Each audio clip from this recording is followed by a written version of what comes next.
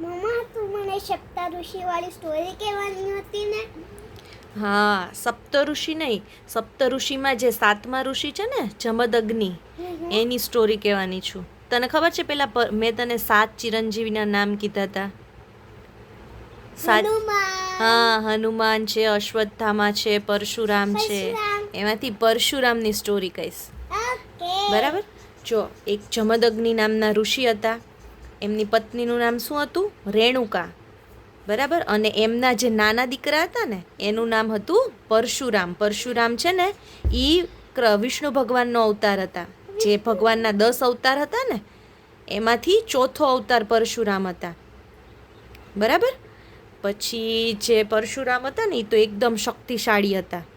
બરાબર. હવે એ પરશુરામે જન્મ કેમ લીધો તો? મતલબ દરેક અવતાર ભગવાને કોઈક ને કોઈક કામ કરવા માટે લીધા હતા. બરાબર ને? જેમ કે રામ ભગવાનનો અવતાર ભગવાને કેમ લીધો તો? રાવણનો નાશ કરવા માટે લીધો તો. એવી જ રીતે પરશુરામે કેમ જન્મ લીધો તો? ત્યારે છે ને એક સહસ્ત્રાર્જુન નામનો એક ક્ષત્રિય હતો. એ બહુ જ એટલે બહુ જ છે ને અધર્મ કરતો તો, લોકોને હેરાન કરતો તો, એની પાસે બહુ જ બળ હતું. તો એ લોકોને હેરાન કરતો હતો. એનો નાશ કરવા માટે પરશુરામ ભગવાને જન્મ લીધો હતો. તો એ જે સહસ્ત્રાર્જુન હતો ને, સહસ્ત્રાર્જુન એક દિવસ ફરતો ફરતો આ જે જમદગ્નિ ઋષિ છે ને એના આશ્રમ ઉપર આવ્યો. તો જમદગ્નિ ઋષિ પાસે કામધેનુ ગાય હતી. મેં તને જ્યારે પેલી સ્ટોરી કીધી હતી ખબર છે, સમુદ્ર મંથનવાળી, એમાંથી કામધેનુ ગાય નીકળી હતી. એ ક્યાં કીધી હતી? કામધેનુ ગાયવાળી નહોતી કીધી? પેલા વાસુકી નાગનું દોરડું બનાવીને મંદરાચલ પર્વતને આખું આમ પેલું વલોણું બનાવ્યું હતું, સમુદ્ર મંથન કર્યું હતું, એમાંથી અમૃત નીકળ્યું હતું, શંકર ભગવાને ઝેર પીધું હતું ગળામાં. કીધી હતી, તું ભૂલી ગઈ છો? તો એ જે કામધેનુ ગાય હતી ને, કામધેનુ ગાય હતી ને એ જમદગ્નિ ઋષિ પાસે હતી. અને એ જે કામધેનુ ગાય છે ને એ તો એકદમ આમ શું કહેવાય, આપણે જે પણ ઈચ્છીએ ને એ વસ્તુ કરી દઈએ એવી કામધેનુ ગાય જે સમુદ્ર મંથન વખતે નીકળી હતી એ હતી ઋષિ જમદગ્નિ પાસે. તો પેલો જે સહસ્ત્રાર્જુન નામનો જે ક્ષત્રિય હતો ને એ જ્યારે એના આશ્રમ પર આવ્યો ને તો એણે તો જોયું કે આહા, આ ગાય તો કેટલી સરસ છે, કે આવી ગાય તો મારી પાસે હોવી જોઈએ, આ ઋષિ પાસે થોડી હોવી જોઈએ. તો એણે શું કર્યું, ગાયને માંગી કે મને ગાય આપો. તો પેલા જમદગ્નિ ઋષિએ કીધું કે ગાય તો હું ના આપું. તો એણે બળજબરીપૂર્વક ગાયને લઈ લીધી. અને કામધેનુ ગાયને લઈને તો ચાલવા માંડ્યો. એની પાસે તો વિશાળ સેના હતી. પોતે એટલો 1000 હાથવાળો, એટલો તાકાતવાળો હતો. 1000 હાથ, પગ નહીં. તો પછી શું કર્યું, થોડીક વાર થઈને તો પરશુરામ આવ્યા. તો એણે જોયું, એના જે પિતાશ્રી હતા ને એના જમદગ્નિ ઋષિ, એણે કીધું કે આપણી જે ગાય હતી ને એને આ સહસ્ત્રાર્જુન નામનો એક ક્ષત્રિય છે ને એ લઈ ગયો. તો પરશુરામ તો ગયા પાછળ પાછળ. અને પરશુરામ તો એમ વિષ્ણુ ભગવાનનો અવતાર હતા એટલે એકદમ શક્તિશાળી હોય. બરાબર. તો એમનું જે શસ્ત્ર હતું ને, પરશુ એનું શસ્ત્ર, ફરસી કહેવાય એને, એનું એ શસ્ત્ર હતું. એણે તો ફરસી ચલાવી અને બધાને એટલે બધાને મારી નાખી. આખી વિશાળ સેના હતી, સહસ્ત્રાર્જુન નામનો ક્ષત્રિય હતો, બધાને મારી અને એની જે કામધેનુ ગાય હતી ને એને પાછી લઈ આવ્યા. એ જ્યારે પાછી લઈ આવ્યા ને તો જે જમદગ્નિ ઋષિ હતા ને એ બરાબરના ગુસ્સે થઈ ગયા. કે ગાયને પાછી લાવવા માટે આટલા બધા માણસોને તે મારી નાખ્યા, આવું કરાય નહીં. કેમ ના કરાય? કેમ કે બહુ બધા લોકોને મરાય નહીં. જમદગ્નિ ઋષિ એવું કહેતા હતા કે આટલા બધા લોકોને મારીને કે એક ગાય પાછી લઈ આવાય એમ.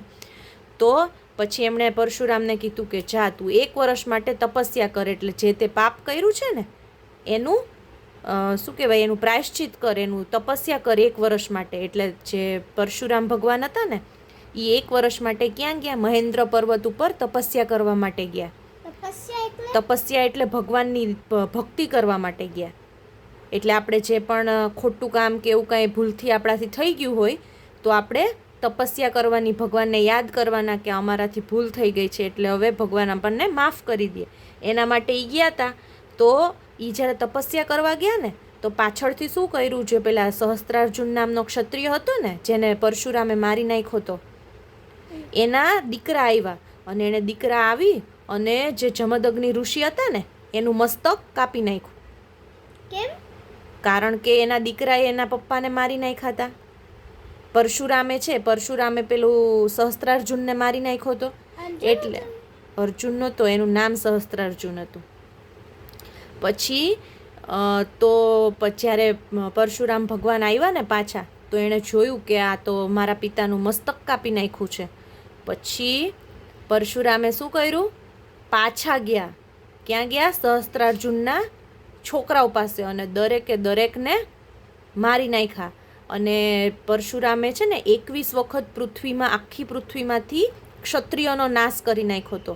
જ્યારે એના પિતાશ્રી નું મસ્તક કાપી નાખ્યું ને પેલા સહસ્ત્રાર્જુનના છોકરાએ, ત્યારે એના માતાએ 21 વખત આમ રોયા હતા યાદ કરીને.